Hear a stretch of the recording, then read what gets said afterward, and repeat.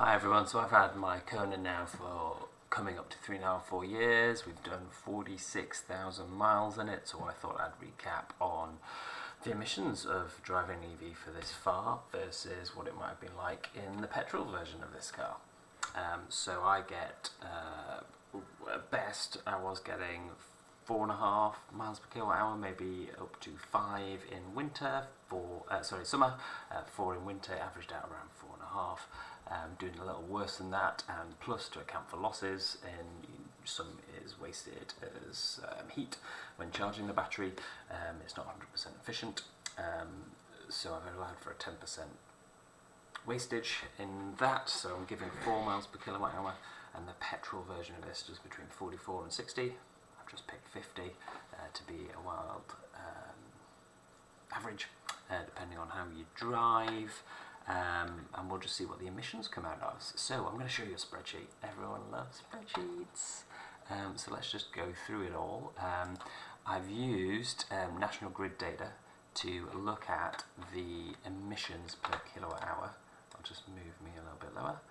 There you go, for each year. So I bought it in December 2020. So we've got the carbon intensity of the grid here in 2021. In 2022, it didn't drop very much then, because that was when the European gas crisis hit, as well as the French nuclear fleet went down, so we used a lot more gas than we would have, because we were exporting around 4 gigawatts of electricity made from gas all the time to France, because their nuclear stations had all gone under. And I've put how much miles a year I've used, and then how many kilowatt hours I would have needed in each year, and therefore the emissions in each of those. And over the 4 years and 46,000 miles, that adds up to 1.7 tonnes only of carbon emissions equivalent of CO2 to go 46,000 miles. That's pretty low. And as well as the cost, I was getting free charging for the whole year. There was a local free destination charger at a hospital that I was using. I don't think I did that for the whole year, but either way, we'll put that at 0, because it was about the whole year.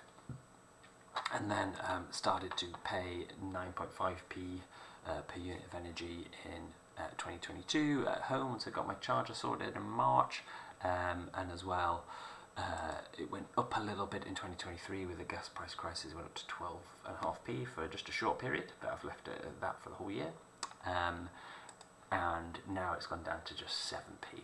So all in all, for 4 years and 46,000 miles, paid around 828, and this is already adjusted for losses, so it's probably about right. We're not doing too that's not too inaccurate, apart from small amounts of DC charging. We've done that less than 10 times, so you might add 100 quid to that to include some DC charging when out and about and needing charge while away from home. So how will I have done in petrol otherwise? Well, let's go to the cost. Petrol would have cost me 5,796. So around, it's not quite, is it, but around 5 grand more in petrol, assuming 50 miles per gallon and £1.40 per litre.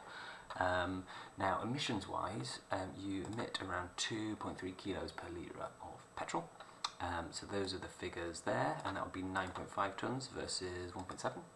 But of course, petrol takes a lot of energy to make, and I used a website called Carbon Counter, which came up with a figure of around 24% extra per litre of fuel.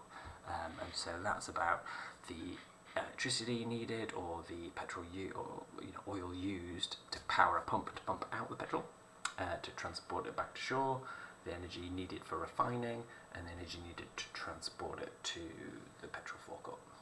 So all in all, that means that your emissions are about 24% higher.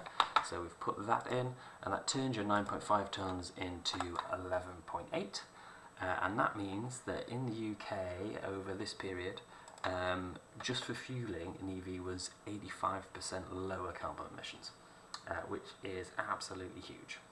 Now, of course, when you make a car, EV or petrol, the actual chassis will be about the same, and the internals will be the same. You know, the plastic body, the plastic trim, all that sort of thing that causes emissions. Making the factory, the factory workers' lunches, blah blah blah blah blah. all causes emissions, the showers, the water use, heating the place, this, that and the other. But EVs have a battery, which petrol cars don't.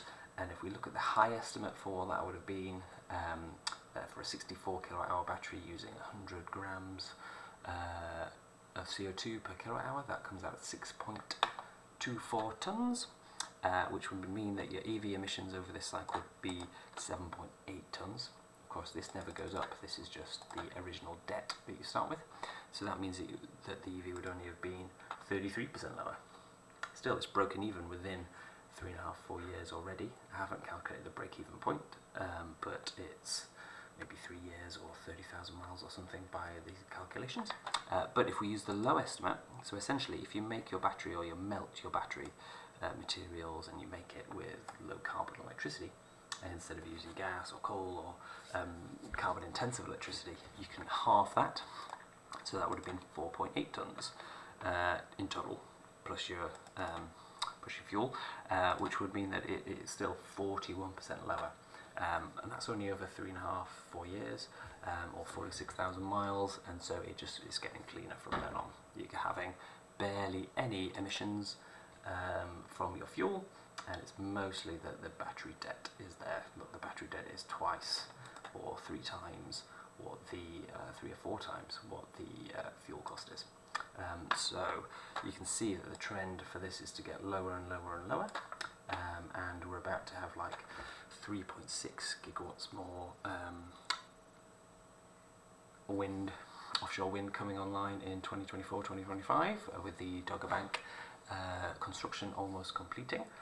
So this is just going to drop to 0, and this is the average over the year. Whereas when does an EV driver charge? They charge while they're asleep.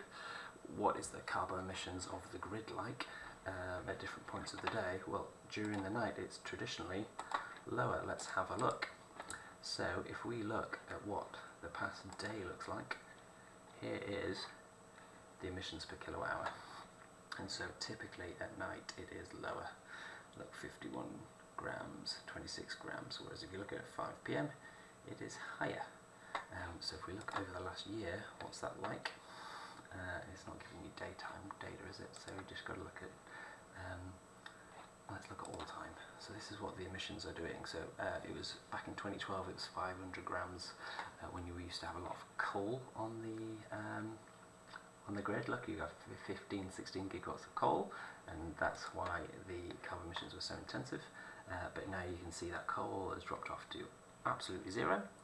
And even gas has come below wind now, so gas averages this year only 7.5 gigawatts, whereas wind is now up to 9.1, and as I say, we're about to get 3.6 gigawatts more capacity, nominal capacity wind coming online next year, and they're estimating that the capacity factor of that is going to be over 50%, so you can have at least 1.8 gigawatts of wind on average, which is huge. So this is going to drop stratospherically. And Labour are promising, the new government in the UK are promising this should be as low as, I've put that on the wrong screen. I've not been showing you any of that. Silly me. So anyway, let's go back. This is the red line, coal dropping off. This is wind going up stratospherically. This is gas being used to come off the coal, but slowly the gas is being taken off by wind, essentially. And that's your 500 grams per kilowatt hour dropping stratospherically to 119, and it's going to drop to 0 by 2030 is what Labour are promising. They don't quite get there, fair enough, but it's going to be a lot lower than 119. It's dropping a lot each year, and this was the little hump for when the French nuclear fleet went a bit poorly, and then we were burning more gas to sell to them because we make money from it. And there you are. But actually, you can choose when you charge your car. So what if I choose to charge my car on 42 grams worth of electricity? And if you've got an app on my phone that tells me what the carbon intensity is in the northeast with a big nuclear plant and the Norwegian hydro interconnector, meaning that essentially in the northeast, when I plug my car in, I'm not getting it from a gas-powered power station in the southeast or the southwest. What I'm getting is from the Norwegian hydro and the Hartlepool nuclear power plant. So actually, it is approaching 0 quite often on most days. So I have been fairly generous and conservative by using average electricity use, but in reality my use is a lot lower than that. So this is highballing, and actually it could be close to 0, which is pretty good. So let me know what you think. Would you like to see more of this? If you would, I'll suggest a website. So let's go on. What is it? Carbon Brief, EV Myths. And they have a great fact-busting website and articles about EV myths, and you can go to them. So the myth would be that EVs have little or no carbon dioxide benefit over what you drive. So completely false, and they're saying that if you build an EV with a battery, you have a carbon debt. It's higher than a petrol car. They're estimating that the Tesla Model Y would have like about a 4-ton carbon debt, but within a year of driving, or a year and a half, less than 2 years in the UK, you would have broken even. That's what this point is, and over 14 years you'd be 30 tons less. So that is why governments are suggesting that we move the whole market to EVs, which I hope I've shown you through my data too. Great, alright, see you later everyone. Let me know if you've got any questions. Ciao.